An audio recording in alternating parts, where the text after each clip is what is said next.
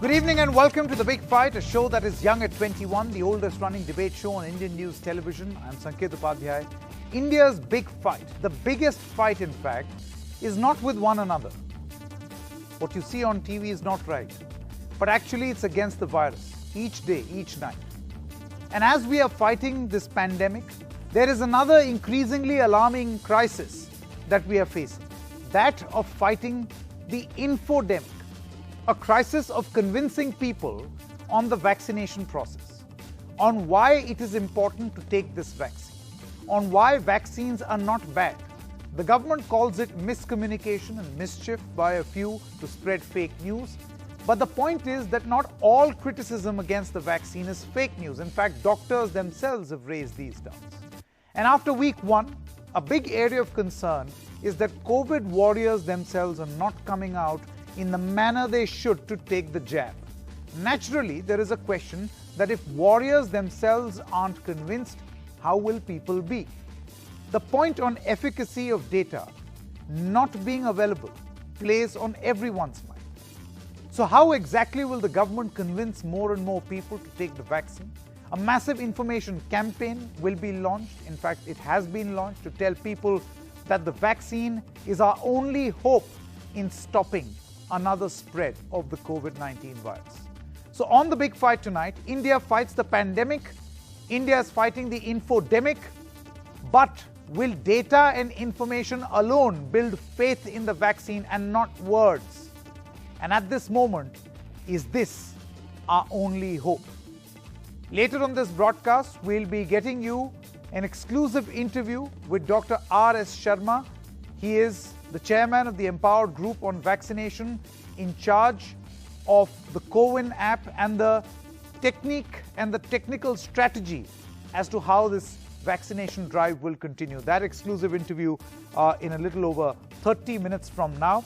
But our first set of guests to kickstart the big fight are Dr. V.K. Paul, member of the Niti Aayog and chairman, the Board of Governors of the Medical Council of India, and Dr. Randeep Guleria, director of the All India Institute of Medical Sciences. Thank you very much, gentlemen. You have been at the forefront of tackling the infodemic as well. I want to start with you, Dr. Paul. I remember your press conference a few days ago, where you seem to have been making a very emotional appeal to members of your own fraternity, to the medical warriors, that don't waste this vaccine. You know, there are people who are going without a vaccine. Don't waste it. Can I know the reason why you have had to make this emotional appeal? What's your understanding?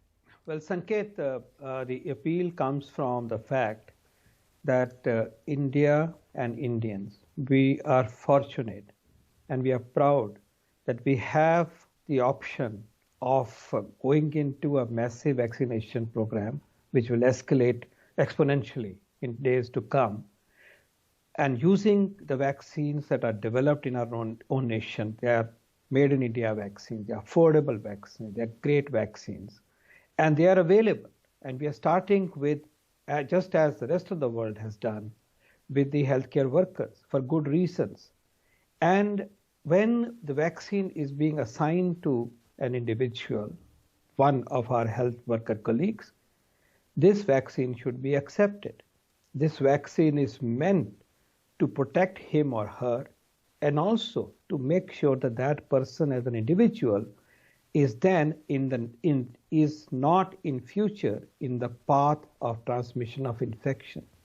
I want to emphasize that when you take vaccine under the current circumstances, you are fulfilling two purposes. Number one, you are protecting yourself, your immediate family, and you are more prepared and more ready and more confident to perform your duties that we have sworn in for.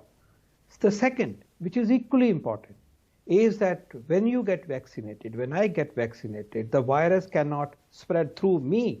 I'm suppressing the chain of transmission, and that's a societal cause. So I wanted to appeal, and I want to appeal today to all the medical fraternity, healthcare fraternity at large, that please, we are fortunate, receive this vaccine, become fully functional in our discharge of our responsibilities. We are not only COVID responsibilities, but also non-COVID responsibilities, which have been put on a back burner in a significant way.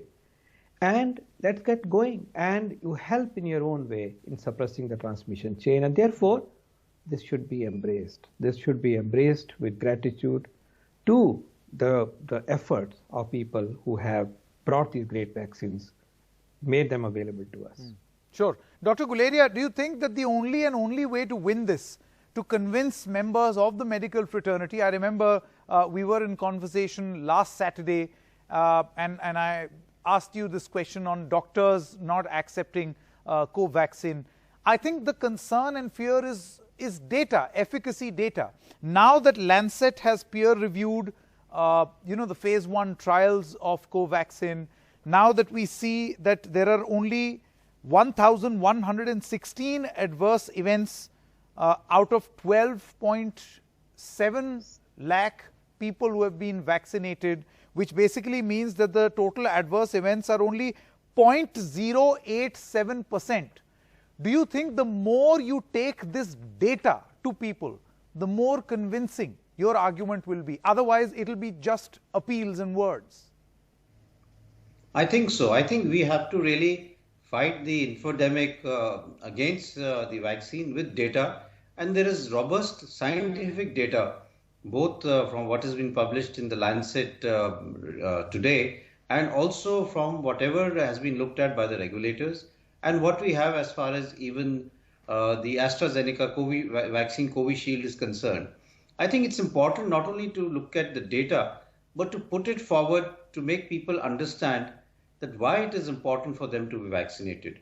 As Dr. Paul mentioned, it is important for us to be able to not only protect ourselves, but people whom we look after. So for healthcare workers, it's also to protect your patients. It's a moral responsibility.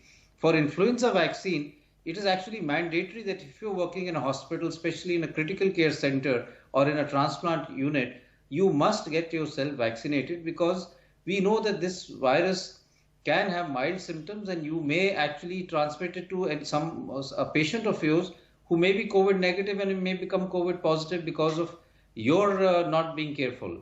So that is also an important thing that we need to put forward. Secondly, I think it's important for us to understand that we have this window of opportunity right now, which many countries don't have, where our cases are down, our case fatality is down, and therefore if we are able to quickly vaccinate people, we will be able to increase the degree of mass of people who have immunity and thereby prevent any spike which may happen.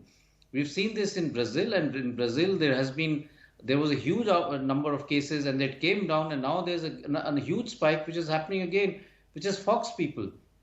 And the theory that they put forward as far as Brazil is concerned, that either there is now a very highly infectious strain, or those people who had got infected 6-7 months ago have their immunity has come down and they are now getting reinfection, and that's possible why there's been a resurgence of cases. So this is something we need to be conscious of, because we had a spike somewhere in July, August. We don't want that these patients, some of these individuals whose immunity has come down should now have a chance of getting the infection again. So we have to be able to push forward to get a large number of people vaccinated, both the healthcare and then subsequently the frontline and the high risk group, because this in my mind is a unique opportunity that we have. If we miss the boat and we suddenly have a situation as is happening in UK, in Europe, in Brazil, in South Africa or in the US, we will actually have lost this opportunity, and then there would be no point regretting the fact that we were not able to really roll out this vaccine when we could to a large number of people, and thereby save lives, keep our economy back on track, and really come out of this pandemic. So that is why I think it's important for us to take the data forward, but also combine that with the reason why there's an urgency to get vaccinated. A lot of people say that, okay, I have faith in the vaccine. I know it's efficacious. I know it's safe, but let others get it first, and I want to see for 2-3 months, and then I'll decide. My appeal is that we may not have 2-3 months. We may have a situation where things may become bad in February, March. Therefore, I personally feel that we should aggressively make people understand that this window of opportunity should not be lost. We should all come forward and use the doses that we have so that everyone can be vaccinated and we have a good number of people who have some degree of immunity against this virus. This is a clever virus. It can cause asymptomatic disease and will spread among people without even them knowing about it. Let's respect the virus and therefore work aggressively to take control of it. Sure. Dr. Paul, just taking off from where Dr. Guleria left, see, he's saying that we have to vaccinate and vaccinate fast because this is a window of opportunity. But if you see our vaccination speed and compare it to the rest of the world, I mean, I know it will not be a fair comparison. The point that I'm trying to make is that, do you feel that this system that we have put in place could perhaps potentially be a hurdle in fast vaccination? For instance, I'm sure many people outside of your phase 1 of vaccination programming may want to get vaccinated but can't because the government has decided it this way. Well, Sanket, remember, for a mission of this nature, you are looking at the entire period of the mission. You have started somewhere, you have set the goal, you've made a beginning, but the goal is to be able to reach out to 30 crore people, and we are talking about 60 crore doses to be given, 600 million doses to be administered over a period of time. So you have to view the entire spectrum. Surely, we have started in a manner in which we are engaging with people. We are doing about 3,000 to 4,000 sessions or a little more from, on daily basis. But remember, this is only a start. We are envisaging a situation where the number of immunization sessions a day could be as high as 40,000 per day. It is only a matter of time. And remember, it is also linked to the availability of the stockpile on a sustained basis. We are not just giving one dose. We have to give the second dose to the person. We have to make sure that when the escalation in the speed takes up, our vaccine supplies will not dry up at that time because we didn't plan very well. So I assure you that there will be escalation, a stepwise escalation, and then there will be a sudden exponential escalation. Number two, please appreciate that the planning for the available and future availability of the stockpile of vaccine is to be ensured over a sustained period of time. And that's how we're working. But I want to come back to the positive side of what's going on. Sure. Remember, even today we are close to 13 lakh people who have been immunized. It's a 4th or 5th day of immunization. We also should remember that today in Kerala, my data shows at 6 o'clock, 82% people who should have received vaccine have received vaccine. West Bengal, 76%. And part of the issue is also for us to make more efficient appointment system and so on, which is being corrected by the hour, I would say. Yeah. So that part is being taken care of. That will show efficiencies will come. But remember, one way to look at it is to say that overwhelmingly people are accepting. That logic is also valid because there are more people who are accepting the vaccines, those who are refusing on a daily basis. And I do believe the number is changing. And why it is changing is, as Dr. Guleria said and you said, yes, we are putting more data. Data is emerging, being reassured. A narrative is being created in a very honest, sincere, humble manner. And also, I think one thing that is already settled, and that would change the mood of the people, is that one thing by today is clear, that the vaccines are safe. Vaccines are safe, vaccines are safe. You are looking at AFI, 1,800 out of about 13 lakh. And you gave the percentage, less than 1%. And these side effects are minimal, local side effects, nothing, practically nothing. Now this, in coming days, when this is sustained on a daily basis, I think will assure a whole lot of people. There are hardly any hospitalization. We didn't expect hospitalization. These two vaccines are especially safe compared to some of the other ones because of the way their platforms work. So I think one part is data, but here I'm looking at data not only in terms of immunogenicity, the great data that has come up today, 89% immunogenicity kind of a data, but also the fact that on a daily basis, the side effect, that the fear of side effects is now taken care of. The safety is seen in practice, visible to us. And I'm also making a point that more people are accepting, many, many more people are accepting, and I think that narrative should be built up as well. Thank you. Sure, sure. Dr. Guleria, I want to come back to you again on the point that Dr. Paul is making, that yes, systems have to be in place. Those systems have been put in place. We have to make sure that the demand and supply works efficiently. We should not run out of vaccines, right? But the point is, while you are on a daily basis convincing more and more people to take this vaccine, should we, just taking after the words that you mentioned, ramp up the process as quickly as possible so that we can avoid another peak? I mean, are we looking at a time frame, 1 month, 2 months? When does the next phase come in, the phase after that?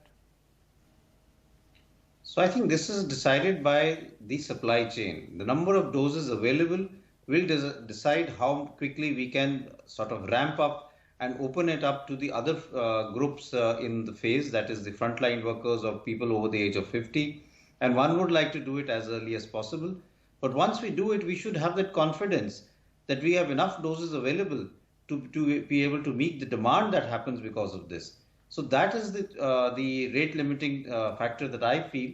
And while we go about doing this, there will be course corrections. I mean, I'm sure a lot of things that we have learned over the last 1 week, we have put in place in terms of people being now able to register themselves and come and volunteer and get vaccinated rather than relying only on the pre-registration by the app. So things will change as we move ahead, and they will become more user-friendly, and we will be able to have more vaccination sites and more vaccination sittings, and that will really help in increasing numbers. So I'm not worried that there will always be a slow start, because this is something which is not new. Yeah. As a matter of fact, if you look at the history of vaccination, right from when cowpox vaccine was given for smallpox, there has always been vaccine hesitancy in the first few days or first few weeks, because of the fact that people are always wanting that, let someone else try it and then I'll see how it works out with me. Yeah. Why should I be the first one? Because it may have some serious side effects.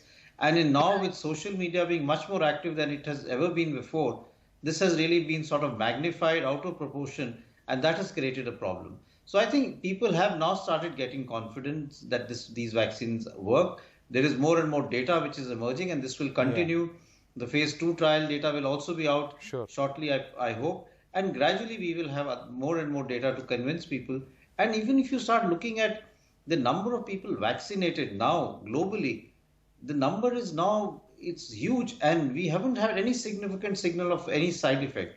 So there has to be a lot of assurance that people should really get by just looking at the global data. The vaccines that have been given through various platforms have really shown very good safety signals, and therefore one should not worry about the safety. And like I have said before, we should use this opportunity to get ourselves vaccinated, to prevent and break the chain of transmission, to decrease our mortality, and make sure that we don't have another peak coming a few weeks from now or a few months from now.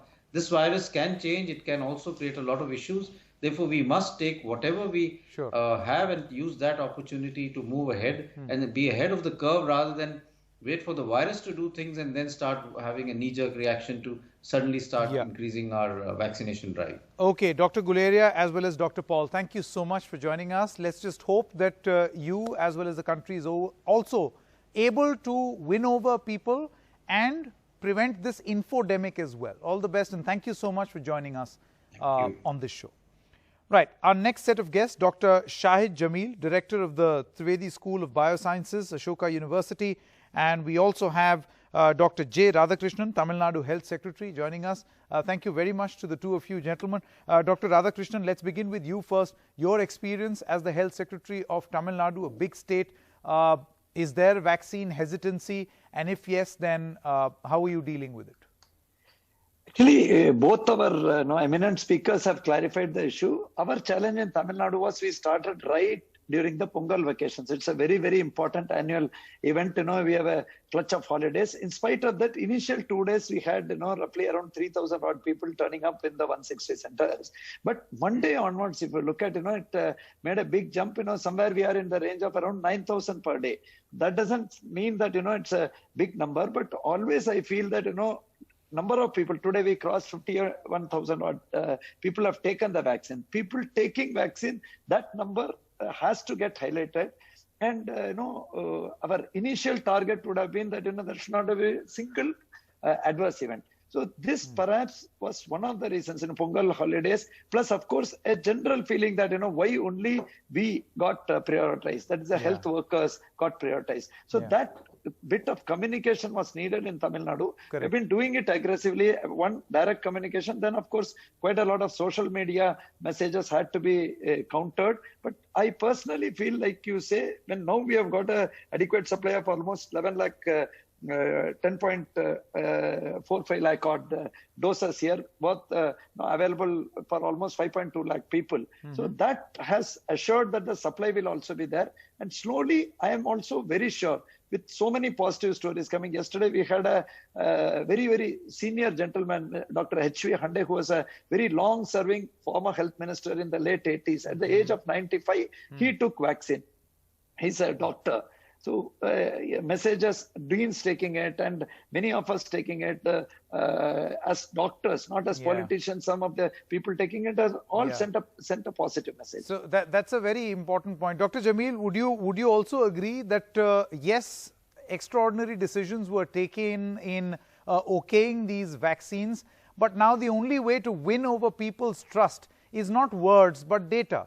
Show them data, show them efficacy data, and then that will build trust. That's the only way to build trust over time. Yes, absolutely. People would, believe data, but people would also believe isolated incidents. My friend's aunt had a reaction. They tend to believe that. So I think it's always better to counter it with data. And you can't counter anything with data unless you are transparent from the start to finish. You can't be selectively transparent. Be transparent, use data. But even before you are transparent, you have to show that there is accountability in the system. All these together will build trust. And I do agree that rates have been going up, and that's a very, very good sign. Yeah. Dr. Jamil, since you mentioned about transparency in data and not selective transparency, would you like to elaborate? Well, I mean, there has been issues immediately after the approvals were given. Firstly, the wording of the approval was confusing to many of us, let alone people on the ground. And then, different people in the government were saying different things. So there was actually mixed messaging. And that confuses people. That raises doubts in people's mind. There was never a question of safety of these vaccines. The question, of course, was efficacy. But I think the important point for everyone is to understand that the vaccines will not do you any harm. They may not do as much good as we want them to, but they won't do you harm. So in a pandemic situation, it's good to take the vaccines because the benefit they offer is much bigger than the risk that we all face. I think that's a very, very important point that has been made. Dr. Jamil as well as Dr. Radhakrishnan, thank you so much for joining us. And before we head into a short break, let's quickly play out that infographic on screen again, because data is what we will provide. As of this moment, the total adverse cases, let's put that on screen, is only 1,116. This is as on Friday. 1,116 of the total 12.72 lakh people who have been vaccinated, which is 0.087%. That's the adverse event. So that's the risk you have in taking the vaccine. 0.087% as of this moment. This is the data. Perhaps as we go ahead, more and more data emerges, things will perhaps get better and better. And we would be able to build trust in the vaccine, because this vaccine is our hope. Stopping for a short break at this moment. When we come back, we speak to a very, very important man, He is the person who is strategizing India's vaccine strategy. He's going to explain it. This is an exclusive conversation with Dr. R.S. Sharma. He's the chairman of the Empowered Group on Vaccination. That exclusive interview up next.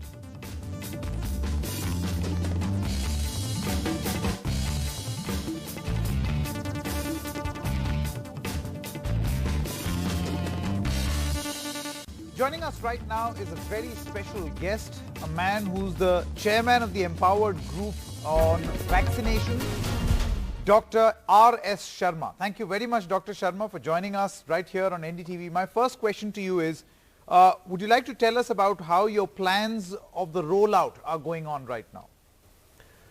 Well, Sanket, thank you very much for having me on this show. The plans are going on fine.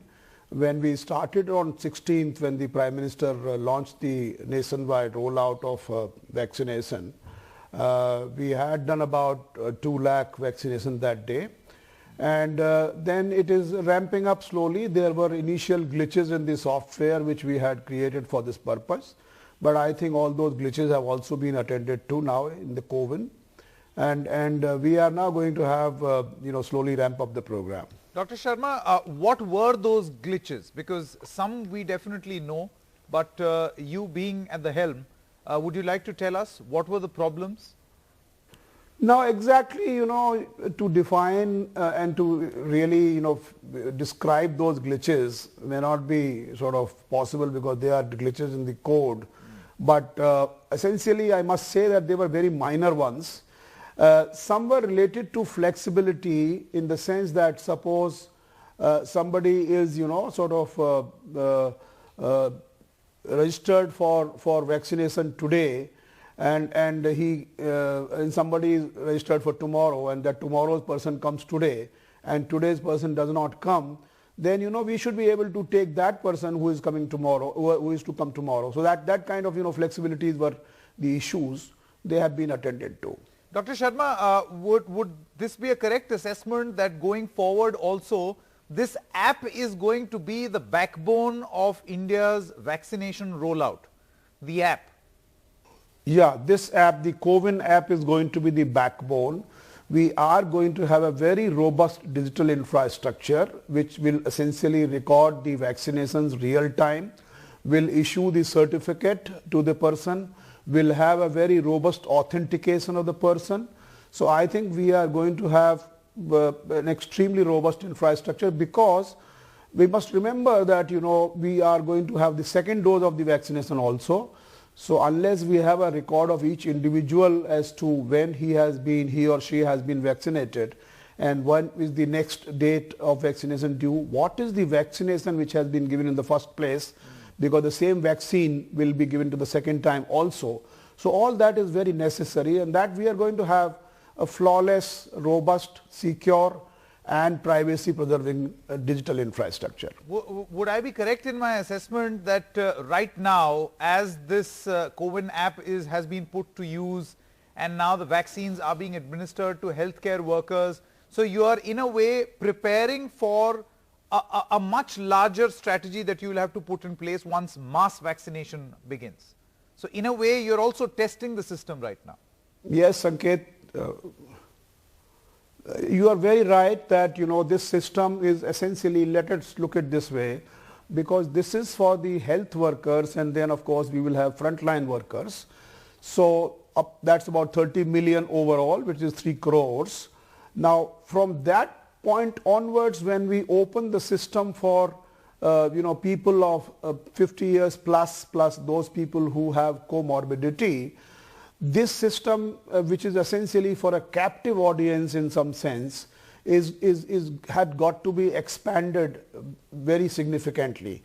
So for example, we have to devise a citizen-centric approach to register people themselves, to figure out as to which place they will like to be vaccinated, which what time, which date.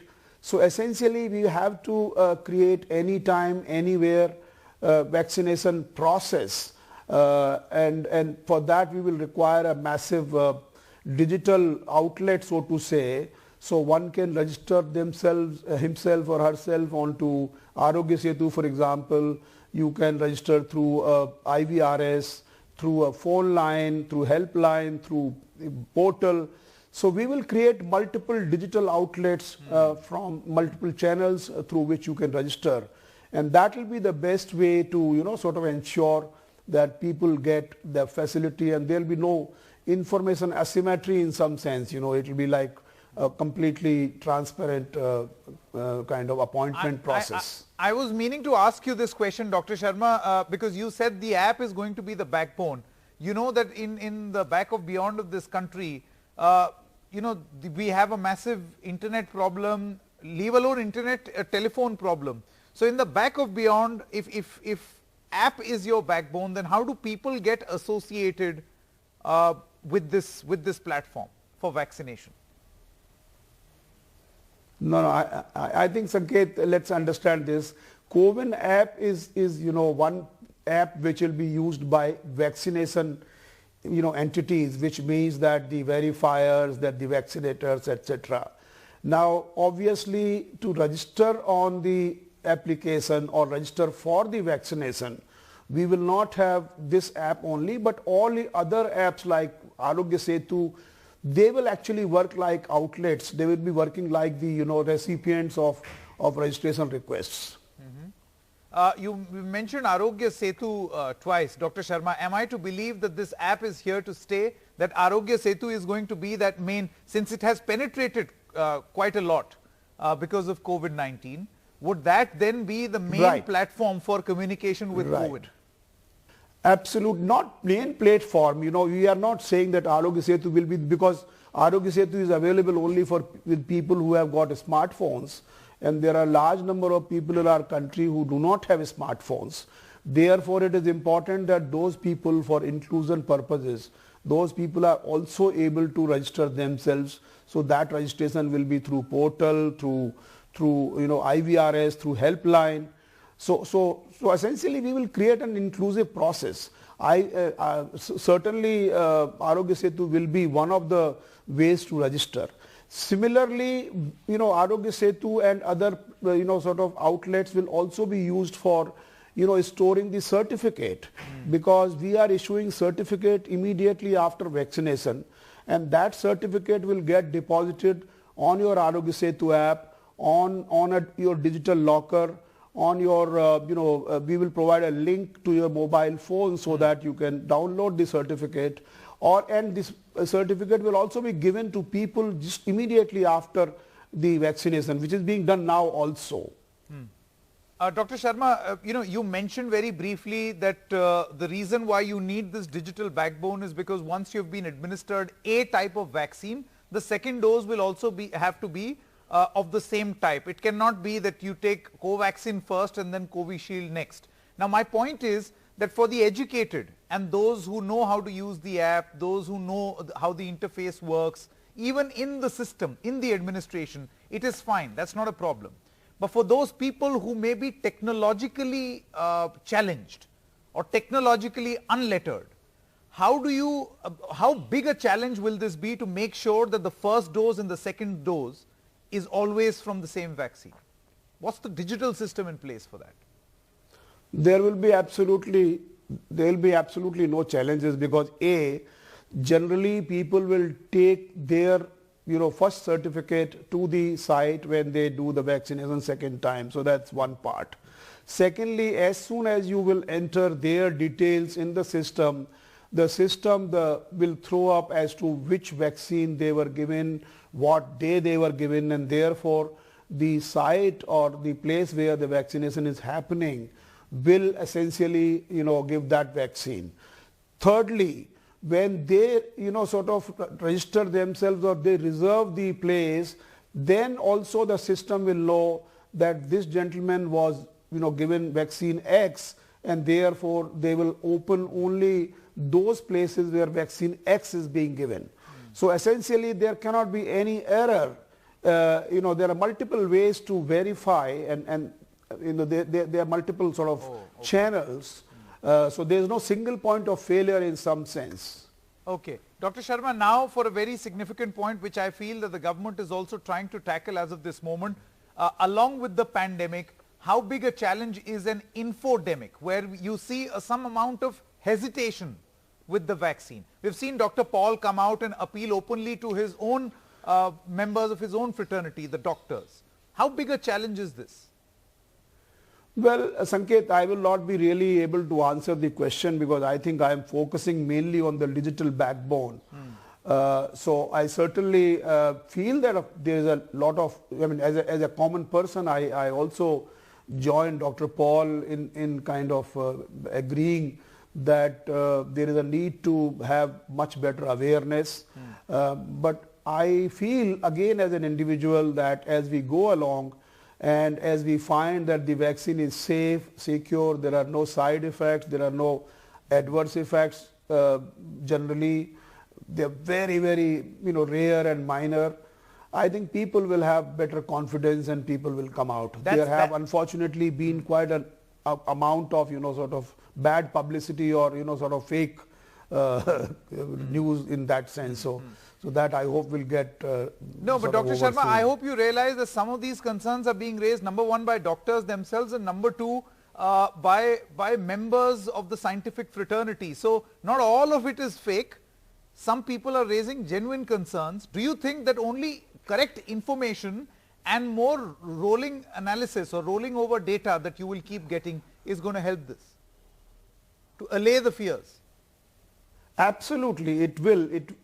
Yeah, absolutely. In fact, I must say that data is going to be the biggest sort of antidote to this kind of situation, because once we have the data of n number of people and everybody getting fined, I think people will have much better confidence. Can one expect these digital platforms to also serve as information giving platforms, that they will not just tell people where to get the vaccine and how to get the vaccine, but also why it is important to get the vaccine? Certainly, Arogya Setu is one platform which already does that work of tracing, and I'm sure other platforms also we must design for dissemination of the correct information. Also, my aim is to create or eliminate any data asymmetry, any information asymmetry. So it should be as open and as transparent and as traceable. What does this mean? If you could elaborate. Data asymmetry means that when you have registered yourself, then you will be able to see the entire thing, where it is going, what vaccine is being given, how the centers are running, which centers are running, what are the statistics, what are the certificates issued every day. So we will continue to share entire dashboard, so to say. We will have a public dashboard where people can see what vaccine at what places, how many people. So it will be personally anonymized data, but that will be sort of displayed and shared with the people. Dr. Sharma, now you know that a big challenge that the government is facing is a low turnout or a less than usual turnout than what you expected. Technologically, with the help of this app and all other functions at your command, how do you think that you can improve the turnout for the vaccination process? Because those figures, and by now I'm sure you have an idea, in some particular states is low, not all. No. Yeah, Sanket, I think that's a very relevant question. What happens is that when we plan a session, as of now, we are planning sessions. So let's say we have 100 vials of the vaccine, and we just invite 100 people on that day, and we have an experience saying that only 30 people are turning up. So then, we can always invite larger number of people, and then, to ensure that at least 100 turn up. So if we invite 200, maybe 100 will turn up. And if at all, it's like overbooking in a plane kind of situation, you can always overbook. And then those people who do not turn up, maybe they can be taken up the next day. They will not be returned back. But essentially what I'm saying, to utilize the full capacity, we can always, fine tune these plans, and the software allows that. Was this a learning of these few initial days, that you were so well managed and so meticulous in Yes. your system that perhaps you forgot to overbook. That's right. You know, we thought that people will have, initially, we thought that people will have, eager to take the vaccination. But some places people did not turn up in that kind of numbers. So then we actually tweaked the software to ensure more people come, number one. Number two, we also tweaked the software that if you are reserved, if you have a if you are scheduled to come 3 days later and you turned up today, and there is a vacancy here, then we could sort of vaccinate you. So that way we have become a little more flexible in order to ensure better utilization of the capacity. Dr. Sharma, let me ask you this question. See, what happens is that government websites have this known propensity of getting overloaded and then stopping for some time, right? So and this is going to be a massive exercise. So there will definitely be a lot of people trying to log in or access this system. How robust is your system to take in this load? Sanket, let me tell you that this country has had the experience of doing Aadhaar. And in Aadhaar, we are doing, we have done about 33 billion authentication transactions. And Aadhaar is built for 10 million transactions an hour. We can do 1 crore authentication transaction in an hour. So we learned and we know how to build for a scale. So it's not going to be something which is the first time we are trying to do it on a scale. We have the capacity, we have the knowledge, and we know how to structure softwares and systems which can work for a scale. Imagine UPI is doing 2 billion transactions in a month of October. 2 billion last October, you must be aware of that. So that, that is the capacity. NPCI is sort of wheeling all these transactions. So we have systems which are massive systems, and we are aware of the enormity of the problem. No country, we are going to vaccinate 1/6 of the human population. Nobody in this planet has done that, and we are fully aware of the responsibility and the scale, and I think we will succeed. I have no doubt in my mind. Dr. Sharma, since you spoke about Aadhaar, I have to ask you this question. I am sure you are aware that Aadhaar had certain safety and security concerns. So now in this context, because people will be sharing their data about their health, about their certificate, about their vaccination process, what is the system you have in place so that this data is safe? Well, now that you have talked about Aadhaar, let me also share with you that I was the founding CEO of Aadhaar for 4 years. There was no privacy law, there was no data protection kind of thing, and then there were all kinds of concerns raised about Aadhaar, and those whole concerns went to the Honorable Supreme Court, and Honorable Supreme Court, I am sure you are aware of the decision that the Honorable Supreme Court said that Aadhaar does not violate privacy, Aadhaar is absolutely safe, and Aadhaar does not create any surveillance infrastructure, surveillance setup. So therefore, Aadhaar, as far as Aadhaar is concerned, I think the highest court of the land has given its judgment, number one. Number two, we have learned, we have done the privacy by design, security by design in Aadhaar, and that's what we are going to do in this application also. Sure. So I can assure you that there shall be no issues relating to privacy, security, breach of data. Sure, that's comforting to hear. Last 2 questions. You're a busy man, I'll let you go. There's a lot of concern over data transparency. We've seen very little on things like COVID tests, those numbers initially, Covishield, Covaxin numbers. A lot of people have been raising their doubts. Why is data transparency so low, many people argue, for a crisis as huge as this? No, one is that we will, as I explained to you in the beginning itself, we will share the data. This system will be absolutely transparent. The dashboard will give the, how many centers are running, how many vaccinations are being given. So I think we will be absolutely, sort of coming out with these numbers without any this thing. And most important, Sanket, is the fact that there shall be a single source of truth. And that single source of truth will be captured on the system in real-time basis. So you will know as to how many certificates have been issued, how many people have been vaccinated today.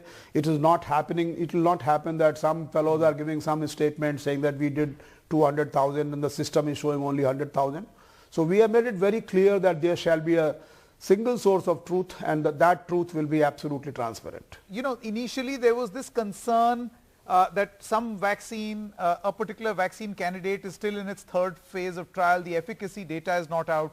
So now that this vaccination process is going on, do you think more data that is gathered, this data on the vaccine, is going to build more faith in the future? For instance, let's talk about the adverse impact. What are you hearing on the adverse impacts? So we are sharing on the adverse impact as to how many people, you know, we are recording those adverse impacts on the system, which means who suffered, what kind of adverse impact, what were the symptoms and other details. So, but I agree with you that it is more and more people come forward and then they realize that it is not having any adverse impact and it is actually very effective and very efficient. Then of course people will lose that, you know, people will shed that hesitancy. On the other issue of, you know, what doctors are saying about the vaccine, etc. I am not an expert. I am not a doctor. By the way, I am a doctor of a, you know, I don't know whether I should call I'm a PhD, so that's not a, of course you're a doctor. Different, I'm a different kind of doctor than Dr. Paul or Dr. Guleria. Yeah, of course, you're a doctor, sir. My final question: how would you, in your understanding, rate, you know, an adverse impact of 580 cases? Just your understanding, because you're working with this app. I'm sure you must have been aware. You've been talking. The adverse impact cases as on 21st January is 580 of the 10 lakh people vaccinated. This translates into 0.15%. Is this alarming, matter of concern, or very little to be concerned? Well, again, you are Sanket, you are asking an out of syllabus question as far as I am concerned. I really have no sort of sure. But I can certainly say that, you know, from a normal experience as an individual, one finds that one has a lot of allergies, all kinds of allergies, you know, one doesn't feel comfortable. Suppose I take aspirin, then, you know, I have some kind of issues, small issues. So my view is that these kinds of adverse impacts are of very minor nature, whatever I have seen the data so far. So I feel very comforted and comfortable, but I will not be able to comment on the, you know, whether it is more or less or what exactly. I mean, I am not a public final health question, specialist realistically speaking, Dr. Sharma. Epidemiologist.